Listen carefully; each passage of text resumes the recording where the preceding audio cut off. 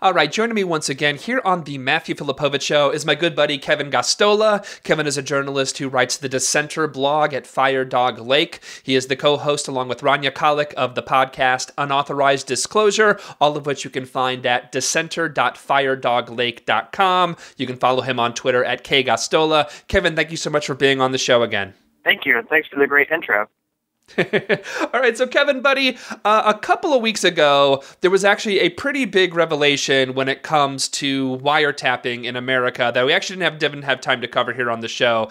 And it's the fact that the Obama administration has actually been covering up fairly substantially for Bush's wiretapping. Tell us what happened.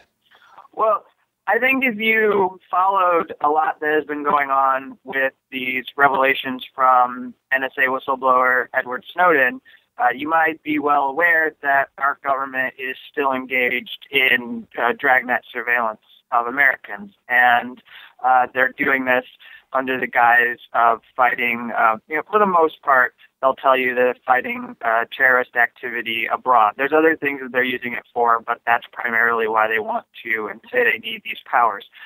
And people who have been investigating and are well aware of the history of the Bush administration know in 2005 we learned that the NSA was engaged in warrantless wiretapping of Americans, collecting up phone records and having access to the communications. We know that this is something that has appeared to maybe been somewhat discontinued, but when we had, in the last weeks here, we had the release of a couple memos that were written by an office of legal counsel in the Justice Department. His name's Jack Goldsmith, and he was one of the Bush lawyers that actually wrote up the so-called legal justifications for electronic surveillance without a warrant.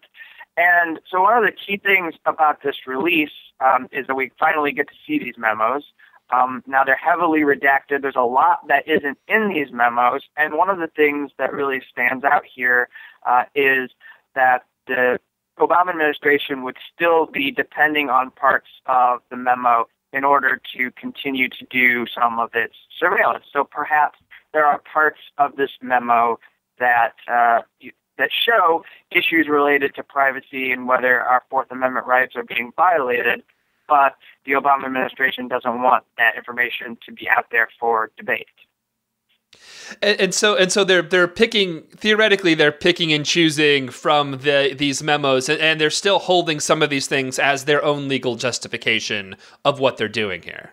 Yeah. So I don't know how familiar your listeners are, but the program that has come to light is called Stellar Wind. This is the program that was being used to do the surveillance. And one of the things I did in the post that I put up at the Dissenter, which if people are interested, I put under the headline, Obama administration still keeping much secret about Bush's warrantless wiretapping program. And so what I did was I went and I took a screenshot of many, many pages in this document just to sort of show how the decisions that were made to black out some of these sections actually make you even more frightened of the content than you might have been if they would just be transparent and tell you what I think the public has a right to know, because this is a historical document. It should be a historical document about what the Bush administration did with warrantless wiretapping. Now, the fact that they're blacking it out tells me that they're still using a lot of this analysis for secret surveillance that they don't want us to know about, and then that, in effect, makes it seem like they're engaged in much more pernicious activity. No, I mean, when you look, I mean, if you scroll down on the page, it really is just like black, black, black, a little bit of text, black, black, black, and it's like, what is the? And it really is just. Like they claim that this is legal, they claim that everything is hunky-dory, but they won't tell you why they think it's legal. It's really just, it's really pretty, it's frightening stuff. Yeah, and then, like, for example, just, one thing, just I'm picking out of basically picking a needle out of a haystack here, just, picking a sentence here. So you have something like, if Congress has made it clear that it intends FISA, the Foreign Intelligence Surveillance Act, to provide a comprehensive restraint on the executive's ability to conduct foreign intelligence surveillance, then the question whether FISA's constraints are unconstitutional, cannot be avoided. Now that seems like a legal sort of discussion we started, and then you have total black after that. So it makes you wonder what is, coming after this sentence.